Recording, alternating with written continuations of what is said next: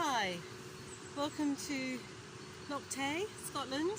I'm Charlotte Flower. Charlotteflowerchocolates is my company, and my company is all about wild flavours and incorporating them into chocolate. So I'm going to introduce you a little bit to some of our early spring flavours and what we do. This is lockdown in the UK at the moment, as it is everywhere else, which is sort of limiting my ability to go out. I don't want to set a bad example by going too far, so we're going to just do a little bit of foraging in our back garden. And our back garden is a little bit of a wilderness, but that's sort of how we like it. But anyway, meanwhile, here we are. I don't know, Adam, if you can show the amazing view. This is Loch Tay down below us, and the hills on the north side of Loch Tay, which are Ben Lawers and its sister hills, and they are covered in snow and covered in cloud because it's spring and we often get weather like this, but it's fine, it's not raining and it's not blowing a gale, so brilliant. So this is, as you can see, quite an agricultural but a mixed landscape. So we have pine woods where I collect pine later on in the spring. We have birch woods, and I'm just going to show you a little bit of what we're doing with birch, larch, hazel, beech, all of which in different ways we gather their flavours over the year. And so we've got tree species, we've got flowers, we've got small plants, fungi, seaweed, and even roots. So we're trying all sorts of different things to bring not so exotic flavours into chocolate. So I'm going to start with the birch, and this is spring, early spring. We're quite late.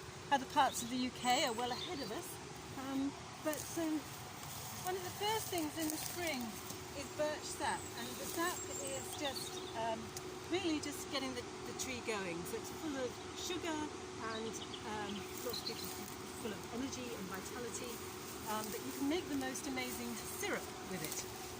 So we're gathering the sap in quite a passive way. I've just cut the branch and the sap is just flowing out, as you can see there, and I'm just collecting it in the bottle.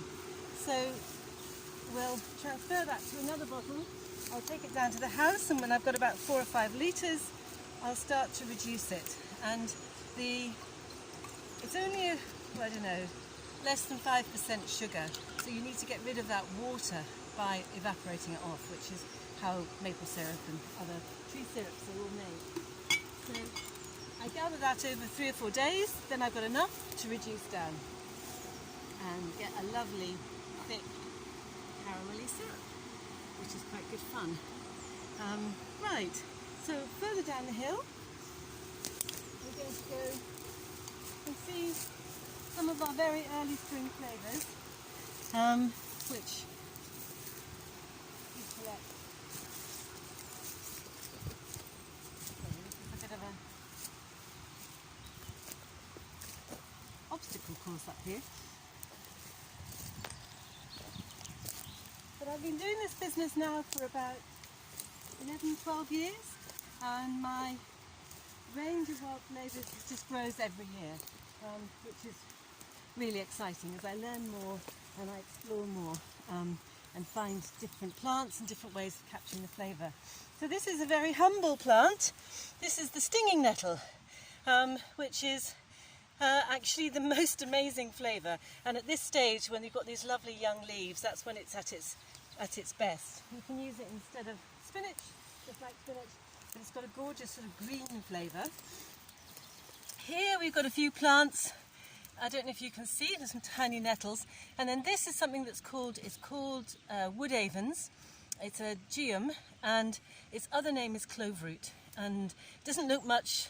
In the summer it will grow up about this tall, it'll have lovely yellow flowers on it, and in the late autumn, early winter, if you carefully lift the plant and just pull 1 or 2 of the roots and heel the plant back in, you can gather the roots, which have a strong clove flavour, which is why it's called cloveroot.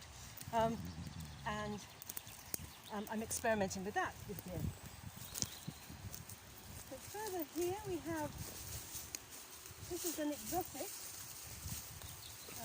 garden plant really. This is the early flowering red currant, and it doesn't really produce fruit, but it has these really pretty flowers which are very prized at this time of year, so it's popular in gardens.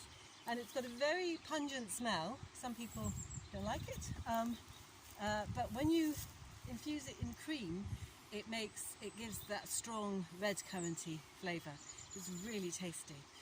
So even though we haven't got fruit in the spring, we can have the currant flavour from the flower. So flavours really surprise you. They're not quite what you expect very often. Sometimes they're completely true, but other times they're elusive, or they're just not what you think they'll be. And that's part of the fun of experimenting and foraging. So this is a hazel tree. It's got its catkins, and I've just noticed really tiny, I don't know if you can see that, really tiny red spot. That is the female flower. So later in the year, this will obviously be covered in leaves, and later in the summer we'll start to see little hazelnuts beginning to grow. And I pick a lot of hazelnuts when I can, beech nuts as well in the autumn, and use those all in the chocolates. So really like picking nuts. It's timeless activity. So down the back here we have a little damp bit which doesn't get much sunshine, and this is where a few other plants that I love are growing.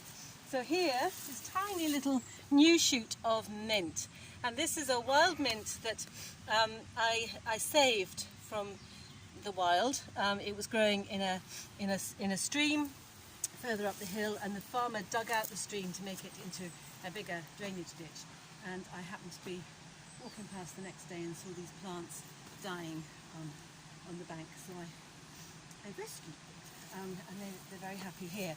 The other plant is this, I love this. This is called lady's smock, and it's bittercress, and every part of the plant is horseradishy, and it has a real bitter side to it as well.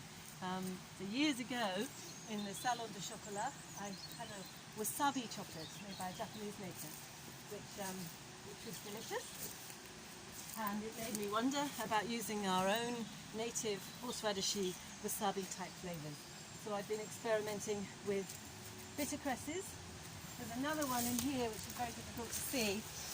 This is called hairy bittercress, and it's just much smaller, but it's related to the lady's smock and has a less bitter flavour. Delicious in salads. So the last plant we're going to show you is one of the things that foragers get really excited about at this time of year. So it's at the back of my head. How are we going to do this? I could walk backwards. How about that? You're going to watch me fall over. So one of the plants is going to be a big reveal, and I'm sure you can guess what it is. And surprisingly, it's delicious with chocolate. So I don't know if that's another clue as well. This is our wild garlic, and it just grows and grows and grows in this part of the world. You can see it on the banks way across the other side of the burn, and it's beautiful. And whoops, I can't walk backwards. And you can just see lovely, fresh, juicy, delicious, pungent garlic. Salads, pesto, whatever, and I've been using it to make wild garlic truffles at this time of year, which are a bit of a sort of rite of passage for the spring. Anyway, we're going to go into the workshop, and I'll show you a few things of what we do there. Just see you in a minute.